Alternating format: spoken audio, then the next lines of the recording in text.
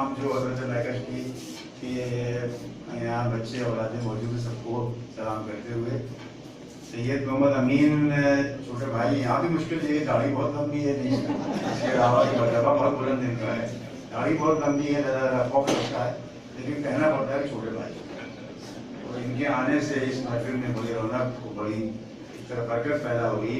उनके इज्तिमा उस सादैन कह लीजिए आपकी मैकश साहब मरहूम की तरफ से आप मौजूद हैं और अपने अल्लाह की तरफ से आप मौजूद हैं माशाल्लाह। फिर ये कि उस पर सुनने में सुहागा ये सिराज साहब हैं जो हर जगह किसी न किसी के दामन से वाबस्ता होकर पहुँच जाते हैं, कोई मेरा नाम लेते हैं, कभी अली का नाम लेते हैं, कोई मैकश का नाम लेते हैं, तो खुद भी माशाल्लाह इतनी साहिब सलाहियत आदमी है और इतने मोहब्बत करने वाले बच्चे हैं कि जहाँ भी मिल जाते हैं मुझे तो मेरा जो कुछ होता है। कमर साहब को मैंने आज पहली बार देखा, कमर साहब को मजमून सुना मैंने, बड़ी खुशी हुई। उन्होंने ऐसे मौजूद का इंतखाब किया जो हम लोगों को यहाँ से गुजर रहता है। सामने मेरे बैठे हुए खलील साहब हैं और बहुत से तमाम दोस्त हैं हमारे मोहम्मदी हैं, तमाम लोग हैं। तो भाई आप सब साहिबान और ख़वातीन की खिदमत में शुक्रिया अदा करना चाहता हूँ।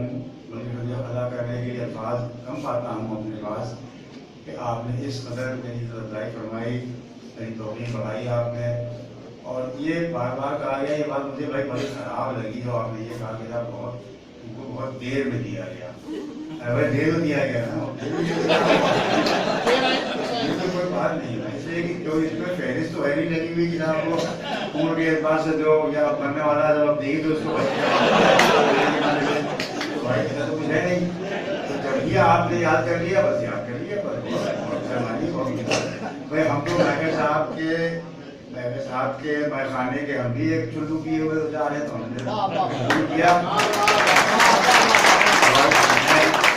आपसे अपील कर सकता कि इस वक्त जो यहाँ से अजमरीन है और ये नजरीन ने जो तमाम गुलफशानियाँ और बारियाँ की हैं, तो उसमें अगर मेरी किताबों का नाम ना होता तो मुझे लगता है किसी और के बारे में बात होता है।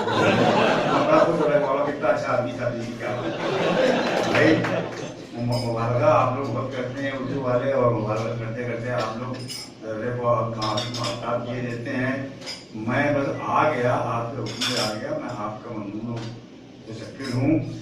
जैसा कि मैंने अभी आपसे अर्ज़ किया कि मैं भी एक चुल्लू किए हुए हूँ मैकश साहब के मैखाने का। और मैकश साहब के बारे में कुछ बातें जो आप सब लोगों को मालूम होंगी, लेकिन एक आध बात मैं अर्ज़ के देता हूँ।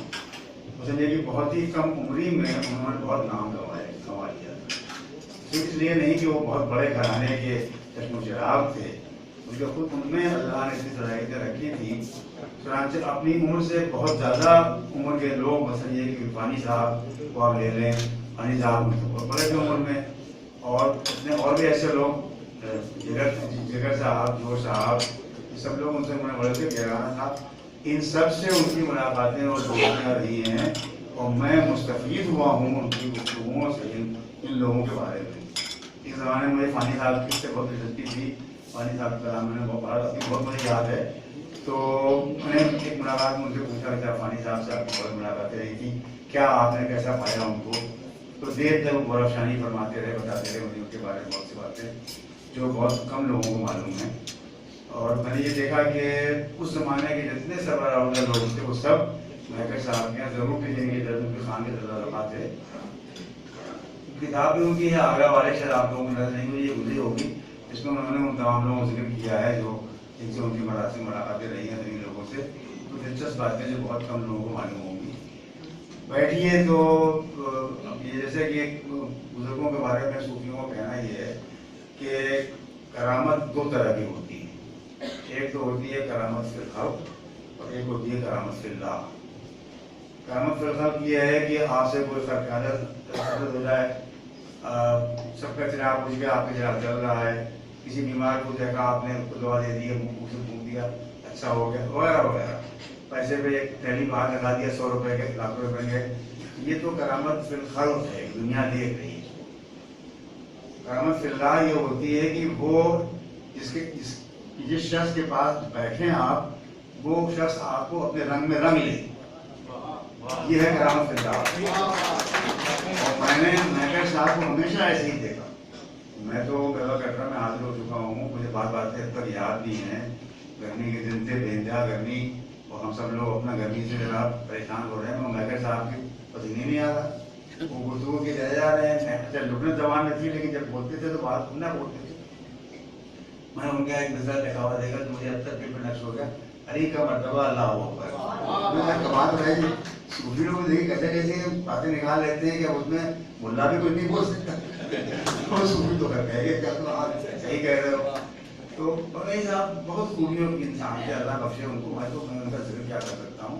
कई बार उनसे मेरी मुलाकात हुई, उस वक्त मेरी उम्र कम थी, मैं बहुत आगे आया करता था, कभी नौकरी के लिए आ गया, कभी ऐसे ही आ गया बच्चों को घुमाने के लिए। अलीगढ़ में जो 4 महफिल में उनसे मुलाकात हुई, इकबाल की किताब उनकी मैंने पढ़ी नजर इकबाल, तसव्वुफ वाली किताब तो मैं समझिए कि मैं 2-3 बार पढ़ी किताब उनकी। और मैंने शुरू साहब से भी कहा कि बड़ा अच्छा आपने ये काम किया, कि ये काम ये लिखवा लिया। और उसमें एक बात और जो कमर में नहीं जिक्र किया जाती है कि तफसील करने लिखने का मौका नहीं था, कि महबूब साहब ने तसव्वुफ की बहुत सी इस्तिलाहों का जिक्र किया, उनके मानी बयान किए हैं जो आम तौर पर लोगों की निगाहों से ओझल है, और अक्सर वो हमारे बड़े शुअरा के यहाँ भी मिल जाती हैं वो इस्तिलाहें। जैसे मीर के यहाँ मैंने देखा कि वो सफ़र दर वतन एक इस्तिलाह है, उसमें हमें तो हमेशा सफ़र दर वतन रहा। तो अगर मैंने उनकी किताब में ये इस्तिलाह न देखी होती तो मैंने जानता कि ये क्या कह रहे हैं बड़े। तो उनकी किताब से मालूम हुआ कि सूफियों का एक कैफियत उनका एक हाल ये भी होता है कि वो रहते तो आपके सामने हैं, लेकिन दरअसल वो किसी और दुनिया की सैर करते होते, किसी और मकाम, किसी और दर्जे में रहते हैं। और जैसे कि किसी वतन से अगर आप बाहर हो, वतन से अगर आप दूर हों, तो वतन की याद आपको आती रहती है, हमेशा आप खटकती रहती है, क्या अच्छा था हम वहाँ अगर होते। तो सफ़र दर वतन इसीलिए कहा गया है कि सूफी के दिल में अल्लाह की और आला की याद इतनी भरी होती है, हर उसके दिल में खटक रहती है, और किसी और मर्तबे से गुफ्तगू कर रहा होता है, लेकिन मालूम होता है कि आपके सामने पैसे हुए। ये तीसरा मेरा मैं तो उसमें मैंने ये तो इस तरह महबूब साहब को मैं अपना उस्ताद मानता हूँ कि उनसे मैं न सिर्फ ये गुफ्तगू में इस्तेफादा किया, बल्कि किताब से भी इस्तेफादा किया। नब्ज़ अब्बास किताबों की मैंने पढ़ी।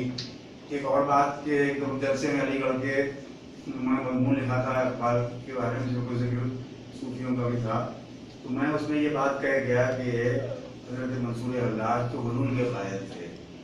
तो उन्होंने मुझे मेरी इस्लाह की, उनका नहीं ऐसा नहीं था, हज़रत मंसूर हल्लाज हुलूल के कायल नहीं थे। और हुलूल क्या होता आप लोगों को, जिनको तो बाकी लोगों को बैठे हुए हैं, सबसे पूछ लीजिएगा, हम बताने से क्या फायदा, जाने दीजिए आगे चलते हैं। तो उनकी इस्लाह से मुझे ये फायदा हुआ कि मैंने इस बात को गैर से मान लिया कि सूफियों के बारे में जो लोग मशहूर कर देते हैं कोई बात ऐसी वैसी, जब तक कि मुतहक़्क़िक़ न हो जाए उस पर यकीन नहीं करना चाहिए।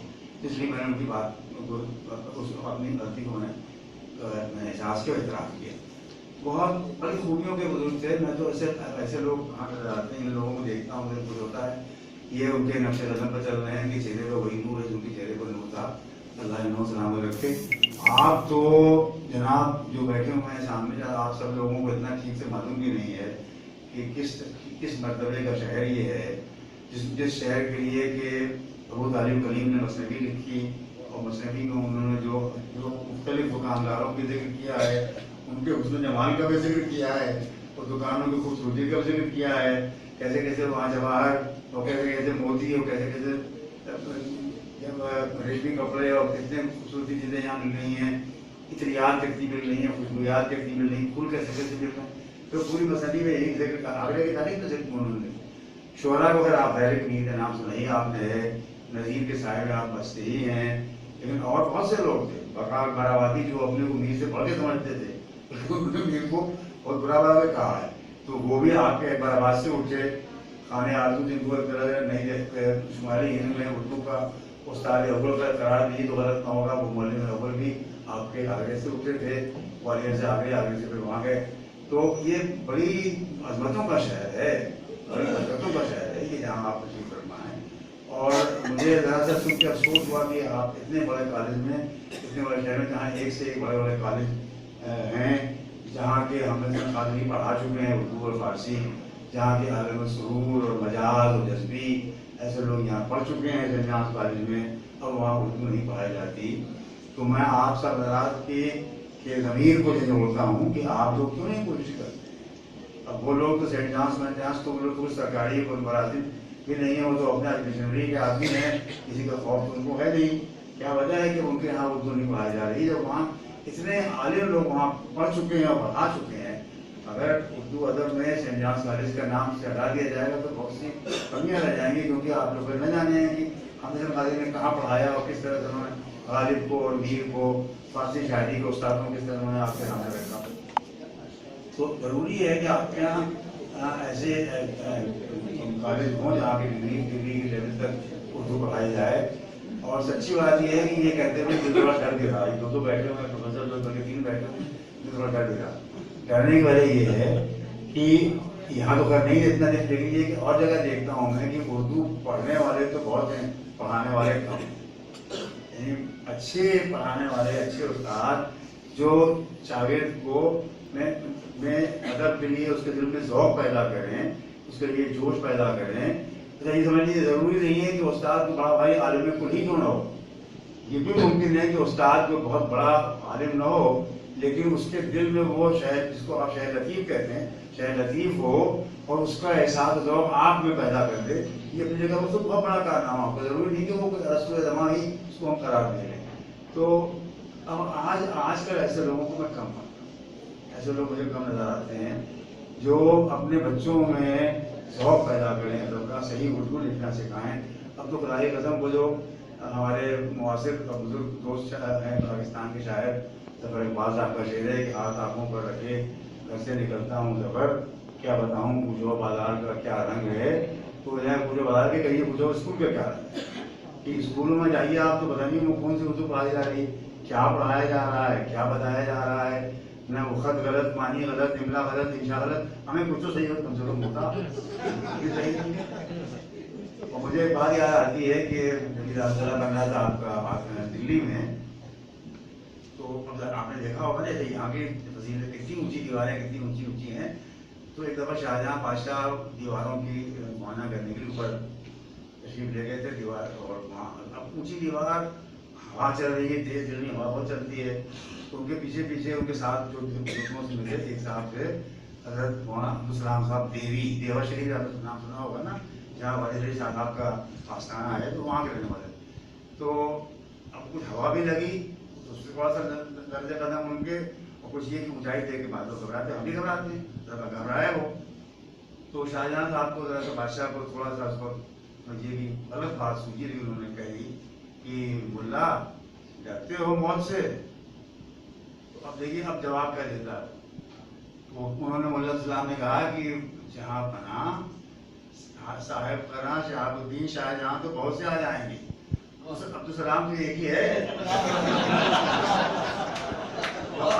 बने दूसरा हो जाएगा बादशाह, उसमें क्या हुई, आपके मरे के मरने के पहले आपका चला उसका गवाह है, आपके मरने के पहले दूसरा बादशाह बन गया।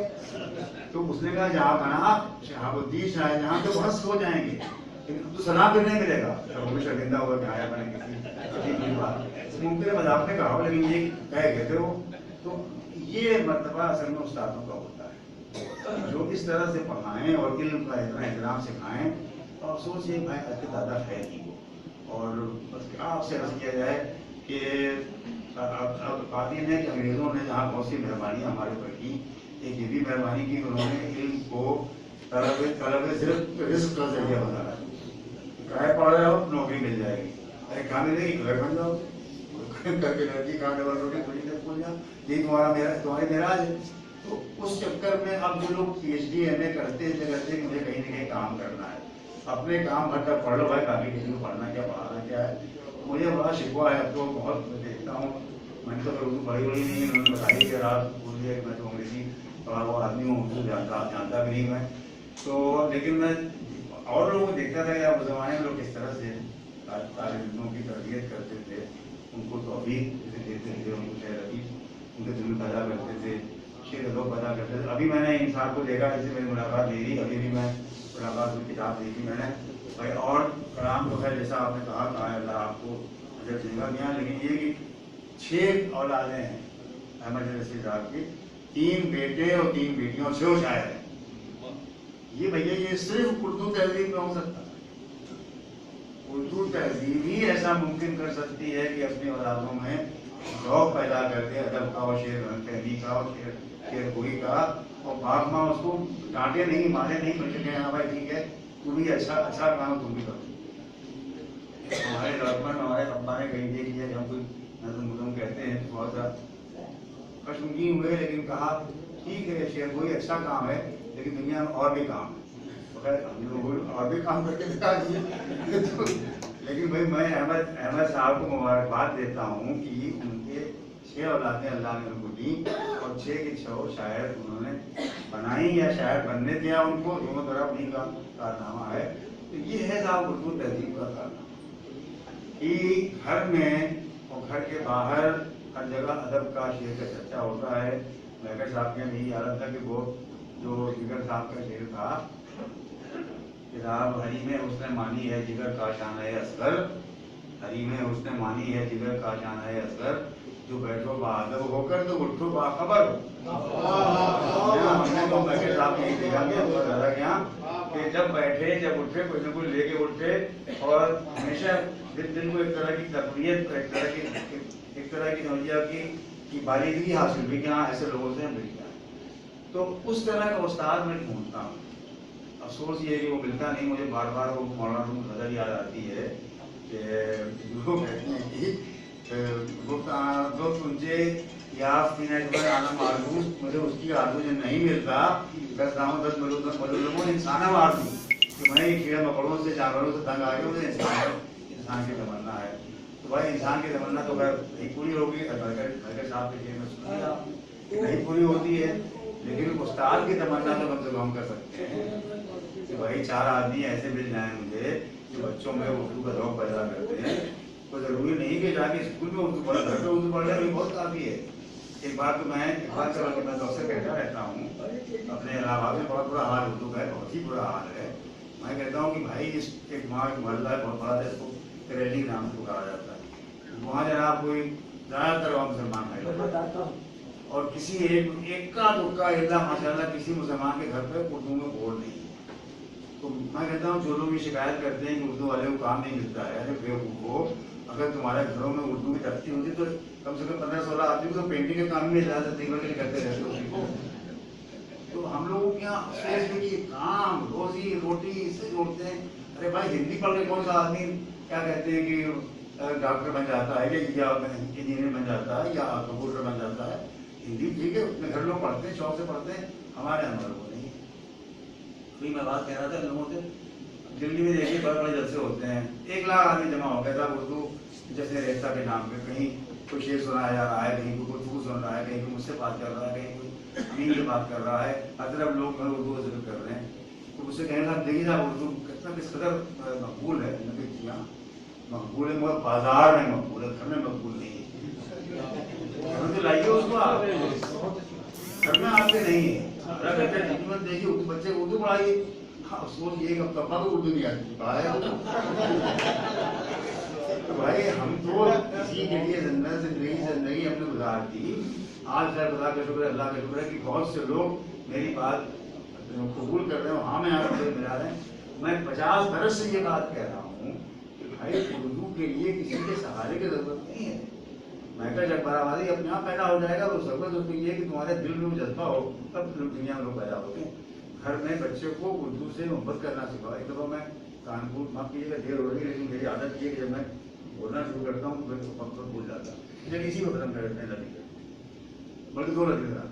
एक लतीफ़ा ये है कि मैं कानपुर गया तो वहाँ पे सेक्रेटरी साहब कॉलेज के थे, अरे हलीम मुस्लिम डिग्री कॉलेज, इतना बड़ा कॉलेज मुसलमानों का है, हज़ारा बच्चा वहाँ पढ़ता है। जनाब मैनेजर साहब जो है वो डॉक्टर हैं, MBBS में, उन्होंने शुरू किया उर्दू रस्म ख़त खिलाफ। मैं सर तो यार तू क्या कर रहा है भाई? अच्छा हमको बुलाया गया था दास्तान के बारे में उर्दू का, हम क्या दास्तान तो बात सुनिएगा, पहले आप ये मेरा शिकवा सुनिए कि आप अपने बच्चों को गुमराह क्यों कर रहे हैं। आप कह रहे हैं उर्दू रस्म ख़त इतना मुश्किल है, तफसीन भी है और स्वाद भी है और से भी है, सब गैन भी है, साहब जो क्या होता है जाल भी है। हमने कहा अंग्रेजी में क्या बताते बता दीजिए आप, अंग्रेजी में शीन की आवाज़ के लिए क्या है वो तो बता दीजिए आप। कि जिस जबान में शेर और शीन के लिए आवाज़ के लिए 6-8 हरफ हों, उसको तो आप बुरा नहीं कहते थे, उसको आप मुश्किल रस्म, हमारे रस्म को आप बुरा कहते हैं। हमने कहा हुजूर आप तो इतने बड़े कॉलेज के सेक्रेटरी हैं, और उनको बहुत उनको बुरा होता है, बाद में लोग खुश हुए, लोग अंदर सही बात आती है। तो भाई ہم نے یہ بھی کہا جس سے محبت ہوتی ہے اس کی برائی بھی اچھی لگتی ہے. اگر اردو سے محبت کرتے ہو تو چلو میں نے مانا, اگرچہ میں مانتا نہیں لیکن تمہارا کہتے میں نے مان لیا کہ بہت مشکل اس کا ہے یا اس کا مرتبہ غیر سائنسی ہے, وہی اس کا ہے بھی اچھا لگتا ہے. پھر لیلا کو تو کاری تھی مجنون کہتا اس کو آ جاتا, تو کیا ضروری کہ وہ جہاں بالکل وہ مدھوبالا ہی ہو جائے, دل لگ جائے ہمارا. ایک تو یہ بات آ جاتا ہوں. دوسری بات جو تھوڑی سی چلیے کہہ دیتا ہوں, بزرگوں میں چلتا رہتا ہے, آپ بیٹھے ہوئے آپ لوگوں کی طرح کا بھی آپ لوگوں نے سب کسی نے برا مانا کہ ہم دیکھیے کیا جو وہ اتنے بڑے علی صاحب بولنے والے ہیں. ایک تو اس لیے کیا کہ یہ بولے گا سنوں گا نہیں, میں چھٹی پا جاؤں گا ایک کام, لیکن وہ ممکن نہ ہوا. یہ ہے کہ بھائی وہ عمر کے لحاظ سے ہوتا ہے نا, تو محمد بن آزاد نے لطیفہ لکھا ہے کہ ایک بار وہ اور آزاد وہ اور ذوق ساتھ ساتھ جا رہے تھے, رات کا وقت تھا, تو استاد کو پیشاب کی حاجت ہوئی, تو وہ جب شریف لوگ تو پرانا زمانہ تک کون اتنا دیکھتا ہے, وہ ان کا گلی ایک کونا اندھیرا تھا, وہیں پر بیٹھ گئے استنجا کرنے کے لیے. تو استاد بیٹھے ہوئے تو بیٹھے ہوئے, انہوں نے لکھا اپنی کتاب آبے یار یہ کہنے میں چھکا ہے کہ کر کیا, تو گئے دیکھا کہ وہ جوتی پر وہ تا لگا, کہیں استاد کیا کہیں کوئی دوسرا ذہن میں آ گیا تو اس کو پورا کرتا.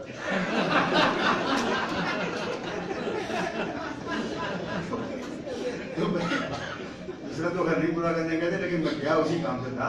میں آپ سے معافی چاہتا ہوں کہ مجھے اٹھ کے جانا پڑا. بھائی ایک وقت وہ تھا کہ صدر محفل اور شعراء سب کے سب جس پہلو بیٹھے ہیں اسی پہلو بیٹھے رہتے ہیں.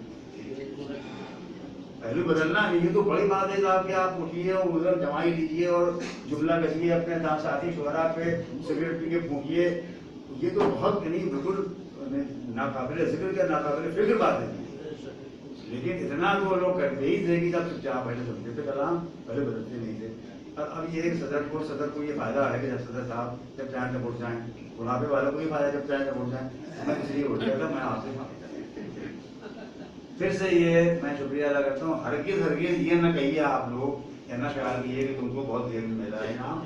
جب بھی تم نے یہ انعام دیا مجھے قبول ہے, سر آپ کو رکھتا ہوں.